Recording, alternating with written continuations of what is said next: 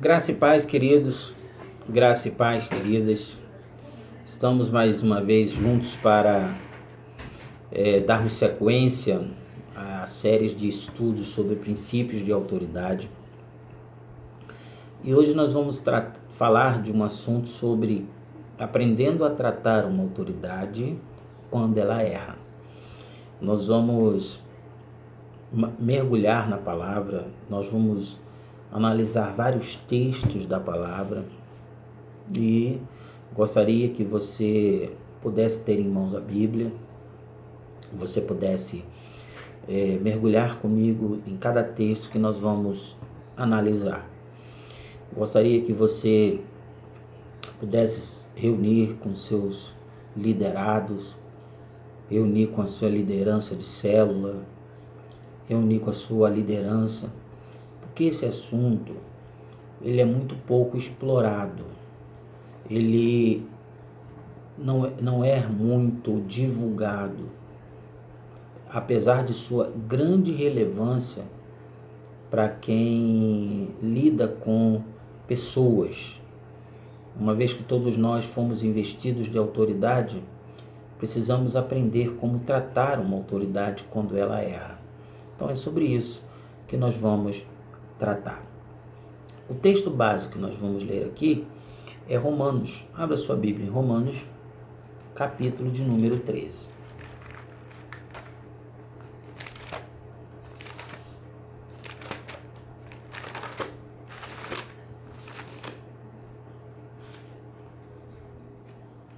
Carta aos Romanos, capítulo de número 13. Aqui Paulo, do versículo 1 em diante, Paulo vai tratar com os crentes de Roma a questão da sujeição às autoridades constituídas na época. Alguns cristãos estavam encontrando muita dificuldade em se sujeitar a uma autoridade romana. E Paulo então vai doutriná-los dizendo que apesar de eles serem romanos, eles estão investidos de autoridade divina, ok? Isso aí nós já falamos nos vídeos anteriores. Mas eu quero chamar a sua atenção para o versículo de número 7, vai ser a base do nosso estudo. Pagai a todos o que lhes é devido, a quem tributo, tributo, a quem imposto, imposto, a quem respeito, respeito, a quem honra, honra. Paulo está dizendo que somos devedores. Quem deve tem de pagar, correto? Somos devedores de impostos. Se devemos impostos, temos de pagar, ok? Somos devedores a algumas pessoas de um tratamento diferenciado. Isso nós somos devedores. E se devemos, temos que honrar. O que Paulo está dizendo aqui, que algumas pessoas têm de ser tratadas com respeito e outras com honra. Por quê? Por causa da autoridade conferida a essas pessoas. Níveis de autoridade. Sejam elas dadas por Deus diretamente, sejam elas conferidas pelos próprios homens, porque os homens também delegam sua autoridade a alguma pessoa. O fato disso são as eleições. É importante dizer, na sociologia, tem um princípio que diz: não há vacância para cargo de poder. Os homens sempre terão que ocupar cargo de poder. Então, quem confere essa autoridade são os próprios homens. As eleições aí mostram exatamente isso. É uma nação conferindo a um homem autoridade para ser o representante, para ser o mandatário desta nação. Então, os homens também conferem autoridade uns aos outros. Mas toda autoridade emana sempre do trono de Deus. E aqui, Paulo está dizendo que nós devemos a algumas pessoas um nível de tratamento diferenciado. Seja respeito, respeito, seja honra, a honra. Respeitar e honrar, quando uma pessoa tem uma vida ilibada, é fácil, não é? Respeitar e honrar quem é digno de nossa admiração é fácil. A questão é como continuar respeitando e honrando quando uma pessoa comete um erro. Quando uma pessoa ela comete um agravo, algo que desabone sua conduta. Será que para aí a obrigatoriedade do respeito? Para aí a obrigatoriedade da honra? E é exatamente isso que nós vamos aprender agora. Claro que não. Aprenda aí. Não se respeita o homem. Respeita-se a autoridade naquele homem. O grande erro de muitas pessoas é que pensa que a submissão e a honra e o respeito é a pessoa do homem. Não é. Não é. O que se tem de respeitar é a autoridade investida sobre aquele homem ou aquela mulher. E isso é uma coisa que precisamos aprender, porque o homem sempre vai errar. O homem sempre vai falhar. Nos nossos relacionamentos humanos, nossos líderes falharão. Mas isso não nos isenta, não justifica de nós os tratarmos de forma desonrosa. Não, de maneira nenhuma, porque nele a autoridade de Deus está estabelecida. E o que se tem de honrar era a autoridade e não a pessoa. A partir daqui, dessa primícia importante, desse princípio importante, não se honra o homem, honra-se a autoridade nela investida. É que a gente vai nós vamos passar por vários textos da palavra, corroborando exatamente o que eu estou passando para os irmãos. Abra sua Bíblia em Gênesis capítulo de número 9. Vamos para Gênesis capítulo de número 9.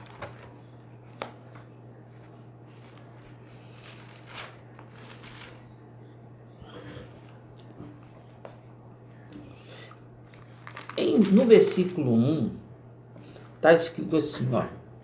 Abençoou Deus a Noé e a seus filhos, e lhes disse, sede fecundos, multiplicai-vos e enchei a terra.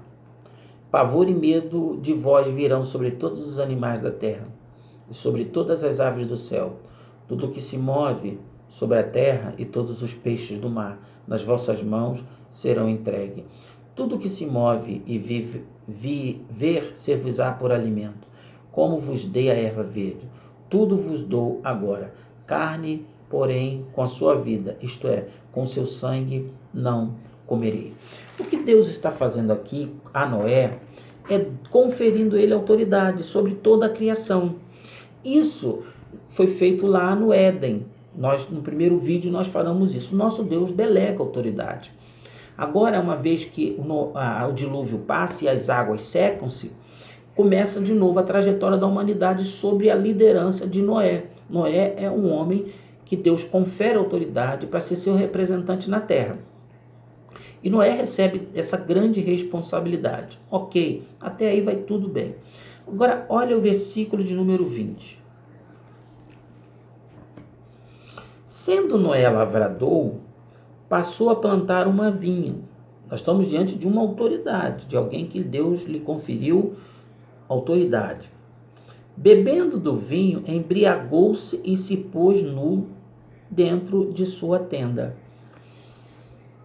Imagine alguém que tenha recebido de Deus tal autoridade, tal nível de autoridade, cometer um erro desse, uma falha gritante e grotesca dessa. Beber, embriagar-se e arrancar roupa. Estar nu, pelado, dentro de sua tenda. Isso é incabível para alguém com tamanha autoridade. Ok, mas isso é perfeitamente possível quando se trata de ser humano. Agora, o que se segue depois é o grande ensinamento. Vamos lá. Cã, pai de Canaã, versículo 22. Vendo a nudez do pai, fê-lo saber fora a seus 2 irmãos. Cã, quando viu que o pai estava nu e embriagado na tenda, o que ele faz? Ele sai difamando seu pai, expondo a falha do seu pai, de uma forma desrespeitosa, de uma forma nada honrosa. E ele sai fazendo algo que algumas pessoas costumam fazer, porque existe uma diferença entre calúnia e difamação. A calúnia é quando se fala mal publicamente. E a difamação é tirar o valor da pessoa, é desprestigiar a pessoa, é tirar a fama da pessoa às escondidas, ao pé do ouvido das pessoas. Entenderam? E aqui Cã está fazendo algo que é loucura. Apesar de o pai estar nu e bêbado, ele sai espalhando a nudez do pai. Ora, veja o que faz seus irmãos ao saber. Versículo número 23. Então Sem e Jafé tomaram uma capa, puseram-na sobre os próprios ombros de ambos, e andando de costas, rostos desviados, cobriram a nudez do pai, sem que a vissem. Veja que diferença no tratamento. O mesmo contexto, o pai nu e pelado, nu e bêbado. Quando eles sabem que o pai está nessa situação, eles pegam uma capa, vêm de costas, ambos de costas, para não ver a nudez do pai. Enrolam o pai, cobrem o pai, sem que vissem a nudez do pai. Qual é a diferença de Cã para Sem e Jafé? Cã esqueceu de olhar para a autoridade de quem ele estava falando e difamando. Sem e Jafé continuaram olhando para a autoridade daquele homem nu e bêbado. E eles honraram, não era um homem nu e bêbado, mas a autoridade que foi dada àquele homem nu e bêbado. Essa é a grande questão. Só há dois tipos de pessoas: os que honram e os que desonram. Os que esquecem de ver a autoridade investida e veem somente o homem. Você jamais conseguirá honrar e respeitar uma pessoa se você continuar condicionando esta honra e este respeito devido à pessoa, às ações dessa pessoa. Você tem que transferir para a autoridade nela. Porque o dia que ela errar, você vai continuar honrando a autoridade nela e não ela. Entenda isso. A Bíblia nunca mandou a gente honrar pai e mães enquanto eles estiverem fazendo coisas certas. A Bíblia não diz isso. A Bíblia honra teu pai e tua mãe. Acabou. Fazendo coisas certas ou não, o que se honra é a autoridade. E quando se honra a autoridade investida na vida de um pai e de uma mãe, Deus prolonga os dias de vida. Porque o que se honra e o que se tem que ver é a autoridade e não a pessoa, porque a pessoa um dia vai errar. E aí está o grande problema de muita gente, que não consegue honrar porque estão olhando para pessoas. Sem e Jafé não olharam para o pai nu e bêbado. Sem e Jafé olharam para a autoridade que este homem tinha, apesar de estar nu e bêbado. Qual é a consequência de um tratamento honroso e qual a consequência de um tratamento desonroso? Vamos ver aqui. Então, versículo de número 24, né? Despertando Noé do seu vinho, soube o que lhe fizera o filho mais moço, e disse: Maldito seja Canaã, seja servo dos servos a seus irmãos. E ajuntou: Bendito seja o Senhor Deus de Sem, e Canaã lhe seja servo. Engrandeça Deus a Jafé, e habite ele nas tendas de Sem, e Canaã lhe seja servo. Uma coisa que eu quero que você entenda: toda desonra a uma autoridade delegada traz consequências para a vida da pessoa e para a sua descendência. Não fica apenas na pessoa, condena a descendência também a viver debaixo de uma desonra.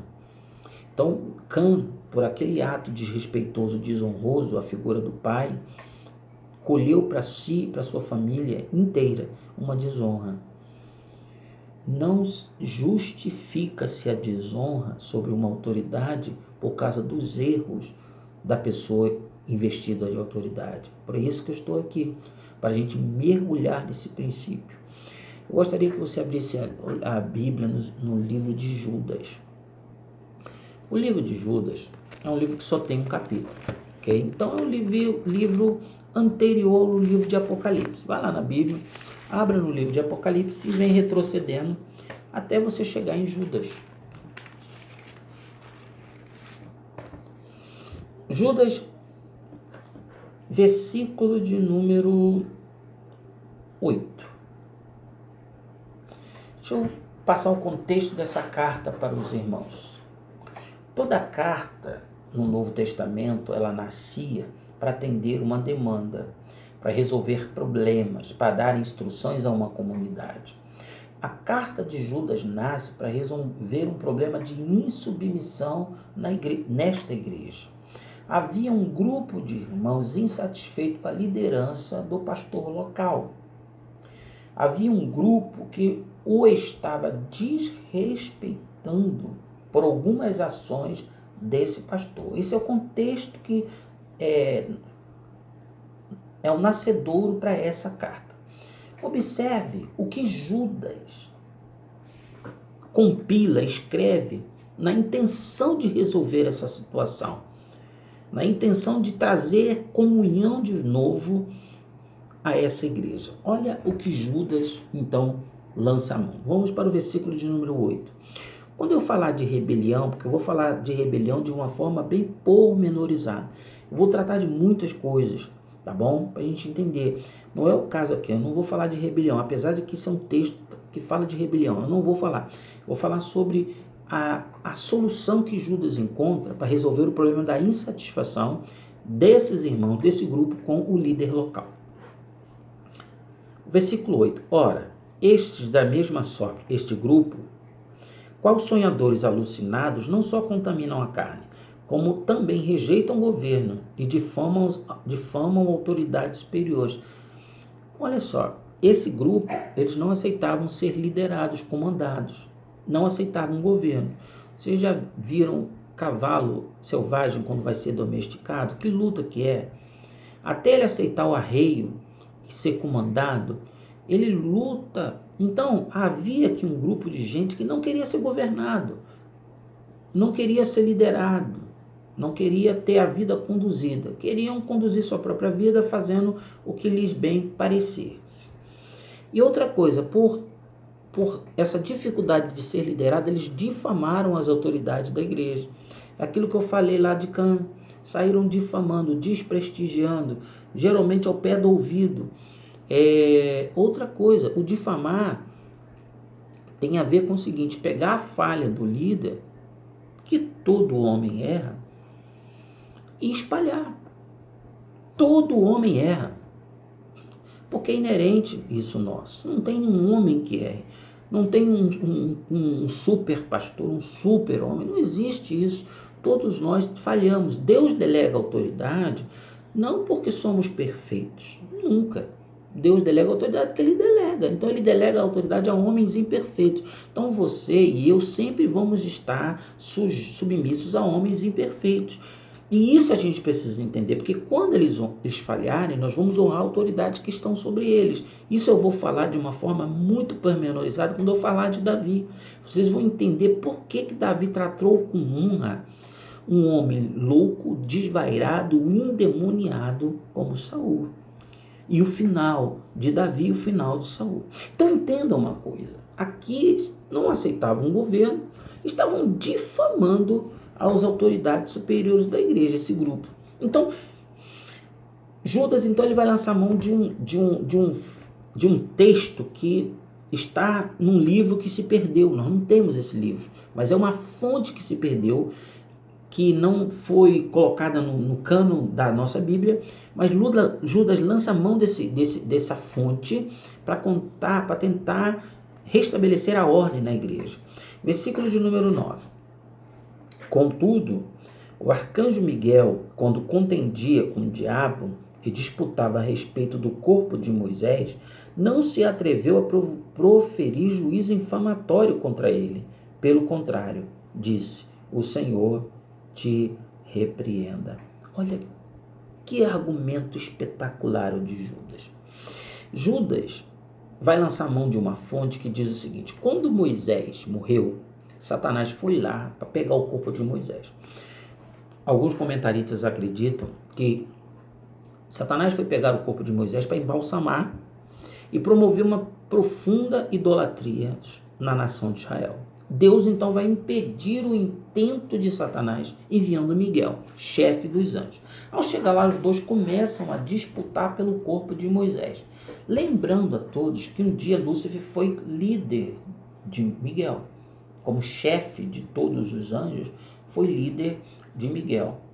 Miguel, ao estar naquela disputa com o diabo, a Bíblia diz que ele não ousou proferir juízo infamatório contra o diabo. Por quê? Por causa do princípio que eu estou ensinando aos irmãos. A autoridade que Deus deu a ele continua sobre ele, mesmo sendo diabo, mesmo sendo Satanás, mesmo sendo o príncipe das trevas. Se Miguel tratasse Satanás de forma desrespeitosa, era ao próprio Deus que Miguel estava atacando. Não tem como você atingir uma pessoa sem atingir primeiro a autoridade que está sobre ela. Isso eu estou falando de tratamento. E Miguel, mesmo sabendo que era o diabo, sabia e sabe o nível de autoridade que é sobre Satanás. Então ele não se atreve a lançar um juízo infamatório, palavra, falar o que não deve. Mas ele diz o seguinte: o Senhor te repreenda, o teu problema é com o Senhor. Entenderam? E aí Judas está lançando mão disso para argumentar com os irmãos: olha, vocês estão insatisfeitos com o líder de vocês? Deixa que é ele e Deus. Tratem-o de forma respeitosa. Parem com essa difamação. Parem com essa rebelião.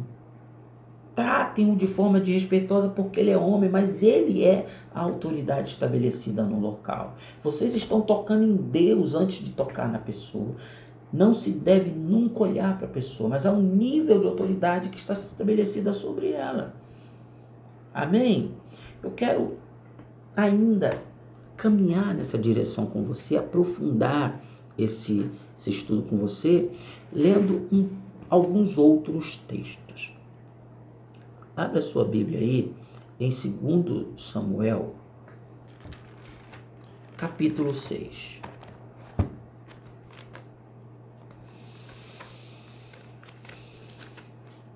Você, querido, que está acompanhando nossos estudos, compartilhe esses estudos. Eu tenho a intenção de que esses estudos cheguem a muitos locais, a muitos, porque nós temos visto pessoas que nunca tiveram acesso a esse estudo.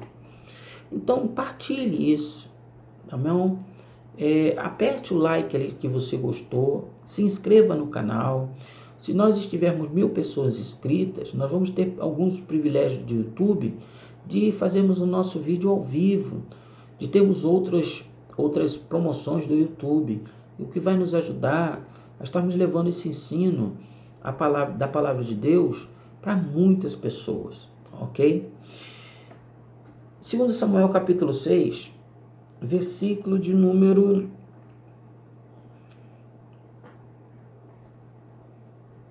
13. Antes de ler, eu gostaria de explicar o contexto, porque não vai dar tempo de a gente ler tudo, mas deixa eu explicar o contexto.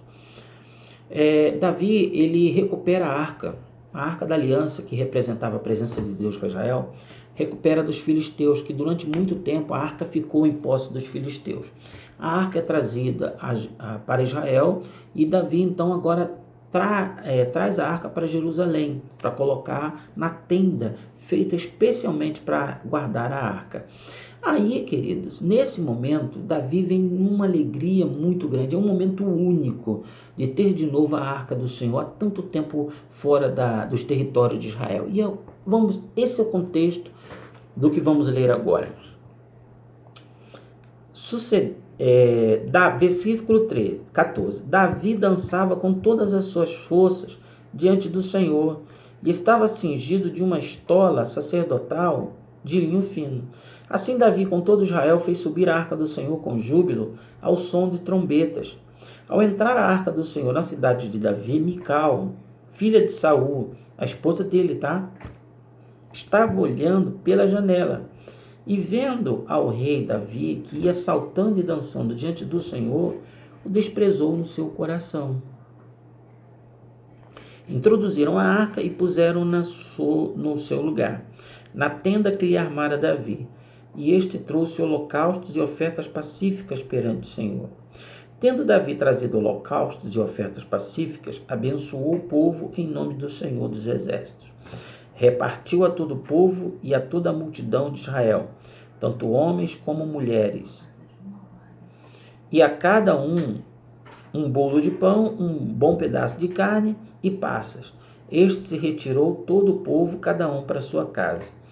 Voltando Davi para abençoar a sua casa, Mical, filha de Saul, saiu a encontrar-se com ele. Ele disse: que bela figura fez o rei de Israel, descobrindo-se hoje aos olhos das servas de seus servos, como sem pejo se descobre um vadio qualquer. Eu vou traduzir isso para os nossos dias. O que ela diz aqui, descobrindo-se hoje aos olhos das servas de seus servos como um sem vergonha se descobre um vagabundo qualquer.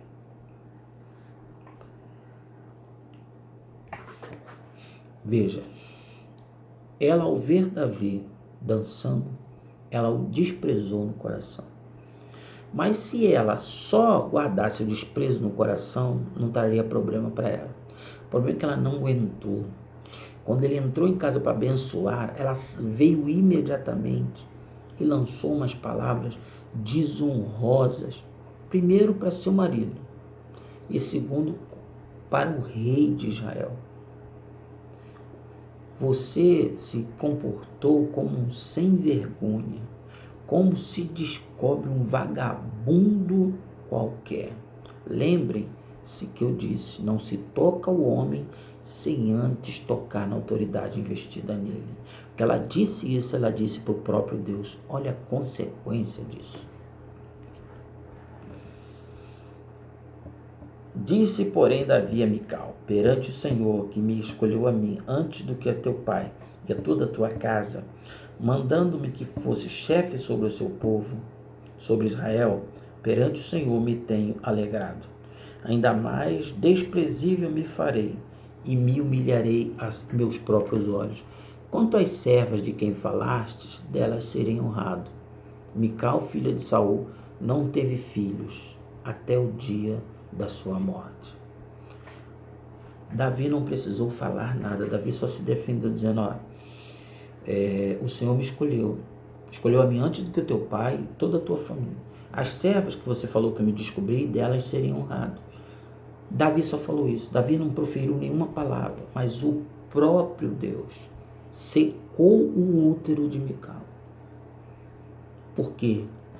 Porque ela liberou palavras de desonra, palavras desrespeitosas. A pergunta é: como você e eu tratamos uma pessoa, um líder, quando essa pessoa faz algo que a gente não concorda? Algo que está em desacordo com os conceitos que temos. O que você faz? De que forma você a trata? Que palavras saem de sua boca? Porque a desonra geralmente começa com palavras. Por isso que Miguel não ousou lançar juízo infamatório contra o diabo.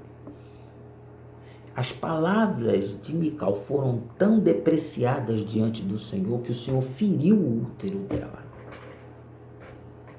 Porque Davi fez algo que ela entendeu ser errado, que ela desaprovou. Isso fica um princípio para nós, queridos. Como agimos quando o líder nos decepciona ou faz algo que a gente não concorda? Que tipo de palavras sai de nossa boca a respeito da pessoa? porque os céus estão muito atentos com isso, mas muito atentos mesmo. Deixa eu ler um outro texto com você. Abra sua Bíblia aí em 2 Reis, está aí pertinho, vamos lá. 2 Reis. Lembrem-se que o texto base foi um livro do Novo Testamento. Paulo alertando que devemos respeito e honra a pessoas investidas de autoridade. Isso não é favor, isso é débito. Tratar uma pessoa com honra não é favor, é dever. É saber que você deve, que eu devo. Agora, quando decidimos fazer o contrário a isso, as consequências virão, e esses textos estão mostrando exatamente isso. Né? 2 Reis, capítulo de número 2,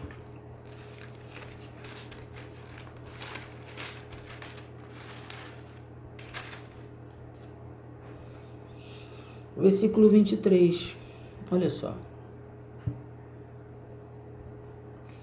Então subiu dali a Betel, e indo ele pelo caminho, uns rapazinhos saíram da cidade, e zombavam dele, e diziam-lhe: sobe, calvo, sobe, calvo. Virando-se ele para trás, viu-os, e os amaldiçoou em nome do Senhor. Então 2 ursas saíram do bosque e despedaçaram 42 deles. Deixa eu lhe falar uma coisa. Geralmente, algumas pessoas honram ou respeitam quando a pessoa tem aparência. Que a pessoa se enquadra no modelo de beleza do mundo. Ou tem posses, né? Ou é um bem-sucedido na vida. Bom, essa pessoa merece ser tratada com honra e respeito. Esse é o padrão do mundo. Não é o padrão divino. Precisamos tomar muito cuidado com pessoas que não têm posses, com pessoas que não têm aparência, pelo menos no modelo do mundo, mas que são investidas de grande autoridade. O exemplo disso é João Batista, um homem vestido com peles de camelo, que se alimentava de mel e gafanhoto. Jesus disse que dentre os nascidos de mulheres ninguém foi maior que João Batista. E aí, queridos? E aí? E aí? Muitas vezes as pessoas erram julgando pela aparência. E o texto aqui está falando exatamente disso.